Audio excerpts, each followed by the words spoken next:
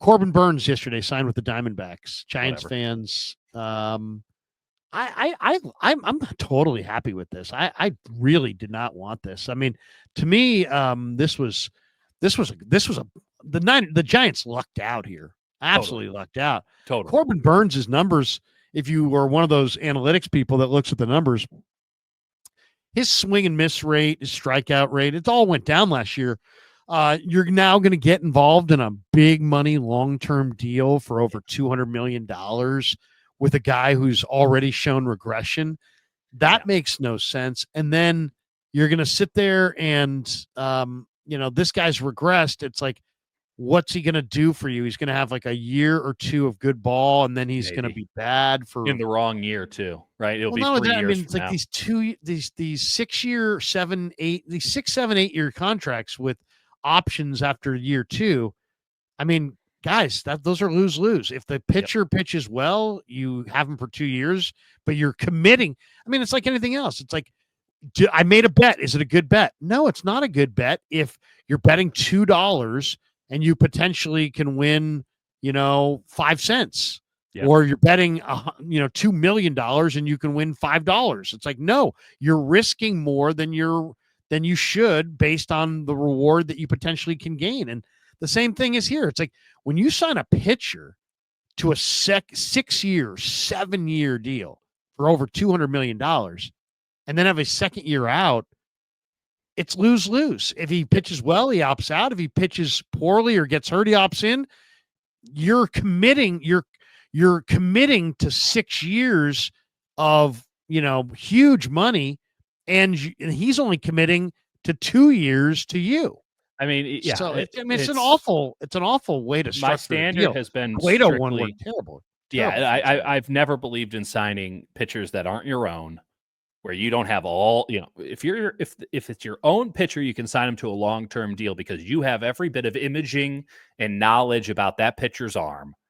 You've been in control. They ask you at the airport, have you been in possession of your bags the whole time?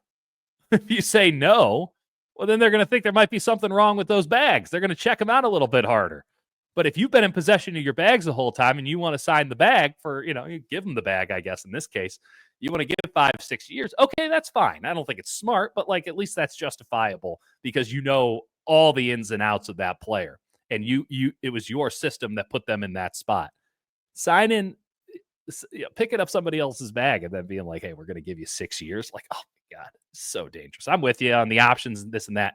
I don't believe in signing pitchers to anything other than effectively 1 or 2 year fully guaranteed deals, in which in baseball, everything's fully guaranteed. But you need to give me an out in case your arm explodes because every pitcher is riding that risk at all times. And in no other sport, no other position is the risk of injury so intense. I mean, it might as well. Running back can't even compare to this. So I'm not out here giving $35 million, probably a bargain for Corbin Burnes. 6 years, not a bargain.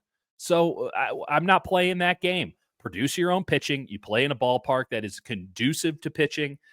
If you can't make pitchers at the San Francisco Giants, then you don't deserve a Corbin Burnes to begin with. What the hell do you need a Corbin Burnes for? You suck. What is that going to do for you? The risk is just too immense, and I've maintained this for 20 years. I mean, this is going back to Mike Hampton, back with the Rockies. Like, what are you doing? And that's nothing's going to be accomplished. Yeah, I mean, and there's talk out of New York on WFAN's website about our Twitter site about the Giants are a team that could swoop in and make a play for Pete Alonso. Cool. And there's a lot of people going, "Oh no, don't get Pete Alonso." So I know what I'm getting from Pete Alonso for the next 5 years. I mean, Pete Alonso is I mean, I would watch more Giants baseball if they had Pete Alonso. And to me, everyday guy is who you go to pay to watch. I mean, I'm not going to pay to watch Corbin Burnes.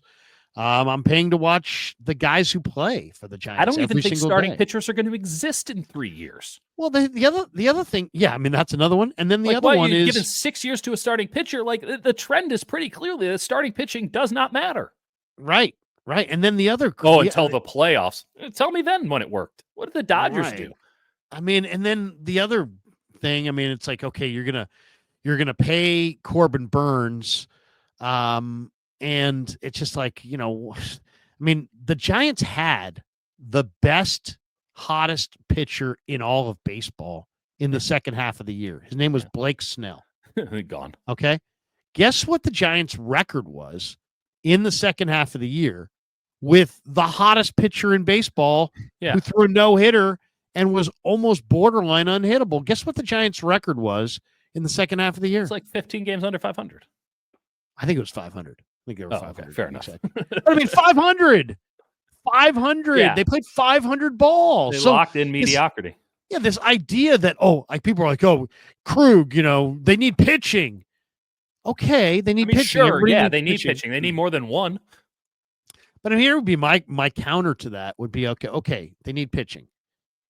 The Giants, you need everything. You need pitching, you need hitting, you need defense. They had Snell. He was great. And they were 500. So what are we talking about? And at the end of the day, it's like the Giants have Mason Black. The Giants have Landon Roop. The Giants have Kyle Harrison. The Giants they have a decent farm system. What's they have this what's the guy's name that looks like a girl, sort of who doesn't looks like he never shaves? Birdsong? Hayden Birds. They have Hayden Birdsong. But what they don't have is they don't have a big power hitting first baseman who's ready to step in and play. They have I like this guy, Trevor McDonald. I wrote down the name Trevor McDonald. That might mean something to you. I like him. Is a pitcher? He is a pitcher. Yeah, but I mean, maybe Eldridge will be something in a year, 2 years, 3 years. Cool. But put him next to this guy. Let this guy DH. He's probably at least a year away. This and there's no averages guarantee. 43 home runs a year, Pete Alonso. Yeah, 43. Play one as the DH. And not only that, I mean, I've watched people wear giraffe hats. I've watched people wear panda hats. This guy's the polar bear. On just the polar bear hats in the dugout store, the Giants will pay for his salary. Totally. Just that alone. So I don't even know what he's a really good player. He's not somebody who's coming in here as a savior, right? He's not a generational player. The Giants keep going for these generational players. Generational players don't want to be here. That's fine. Let them go wherever the hell they want. That's fine. Pete Alonso is a rock-solid player. You're going to get at least 2 or 3 good years out of him. His game should age just fine, right? It might tail off there when he's 33, 34. That's okay. But he's a big power hitter. He's going to walk. He's going to hit home runs. Heaven forbid you have somebody like that on your roster in the modern game. Can the Giants claim that they have anybody like that? Oh, Matt Chapman. Yeah, for like 2 weeks, and then it's 4 weeks off, and then it's 2 weeks on. This dude averages 43 home runs a season. He had 53 as a rookie. He had 34 last year, and it was a down year. He still had a 2.6 WAR. He had 46 the year before that. He hits 100 RBIs. The Giants don't produce this. I mean, Correct. The Giants produce Matt Cain, Tim Lincecum, Madison Bumgarner, Brian Wilson, Hayden Birdsong, Kyle Harrison, Landon Roop, Mason 100%. Black, Logan Webb, Doval. I mean, the Giants produce arms. When's their run of awesome young position players? They got Posey and Belt and Sandoval in their championship run, but basically they don't produce bats. When was the last they time draft and develop pitching? When was the last time there was somebody in the Giants lineup that the opposing team actually feared? Like, legitimately. Yeah. When was the last time there was somebody in that lineup when you're like, oh shit, we got to work around that? When was the last time one of the Giants got an intentional walk for being awesome? Instead of, it's guy on second and 2 outs, let's set up a double play or something. When was the last time someone was just like, well, I don't want to pitch to him? Well, I mean, like, if you don't sign Corbin Burnes, which you're not going to, no, you still might start Hayden Birdsong in his spot or Kyle Harrison in his spot.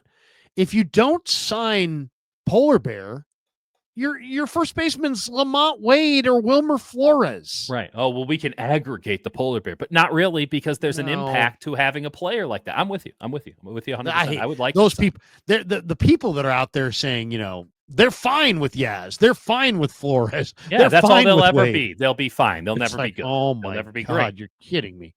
Give me somebody with some thump. Give me somebody who's some box office. Give me a reason to go, oh, he's coming up in the next inning. I want to watch that. When the Giants come to town, it's bye-bye, baby. Yeah. Bye-bye, baby. It's funny. I said getting the polar bears world's better than a long-term commitment with a second-year opt-out to Burnes. And these Giants fans, no, they need pitching. Really? Pitching? They need pitching. They need. Here's the problem. It's not a mutually exclusive thing. Yeah, they need pitching. You know what else they need? Like hitting and defense. And it's like Willie Adames is going to fix it. No one fears Willie Adames, and Willie Adames is going to be an immediate bust for the Giants. I mean, and also, let's be honest. I mean, these pitchers all of a sudden can be like, "Oh, wait a second, yeah, my elbow, not quite right, never to be seen from again." Shohei Ohtani didn't pitch at all last year. Still went out there and hit. A position player is pretty much going to play. I mean, there's day. always they could tear something, but pitchers get hurt, never to be heard from again. I mean, if you think about some of the worst deals ever, the Mike Hampton contract, some of those were ugly deals. I'm with you. I gotta go. And people say now he'd be terrible at Oracle. How about this? Here's why I would go for Pete Alonso, because the Giants are also trying to get Roki Sasaki, and Sasaki's going to come here if he sees the Giants they're building a team, and if they're spending some money and doing something big. So doing doing something big to try to get Roki Sasaki to pick you over other teams is a viable idea. But go get a guy like they have the money. They should spend some money. I still believe that you have to build up an infrastructure of excellence, and that's going to take some time. But if you have to buy a couple of years of competency or above competency of excellence, and you have the opportunity to do it, you do it. They've constantly been shooting for the absolute best case scenario. But then, they get Matt Chapman, who was the second best, right? Oh, he's still hanging around. They had no problem giving him a long-term deal. It worked out for him. I got an idea. How about you put 9 competent baseball players on the field? Just do it once. Just try it out. See what happens. You're getting pretty close. Left side of your infield looks good. Imagine what happens if you have competency at first base. Imagine what happens if you had another good outfielder. Hey, now we're starting to get somewhere. Like, what's the downside? Oh, we're going to pay him all this money. Whatever. You were going to pay Corbin Burnes how much money for what? Right. Now he goes to the Diamondbacks, and he lives there, and so he's got a house there. That's so great. I'm More sure power it's easy. To him. I'm glad he's happy. You know what? I'll make a prediction. He got what he wanted. The Diamondbacks, before the end of that deal, will pay some of that money to send him elsewhere. Yeah. It's the same way they paid Madison Bumgarner and tried to get rid of him at the end. They're going to pay this guy, and they're going to get rid of him at the end because it's a bandbox.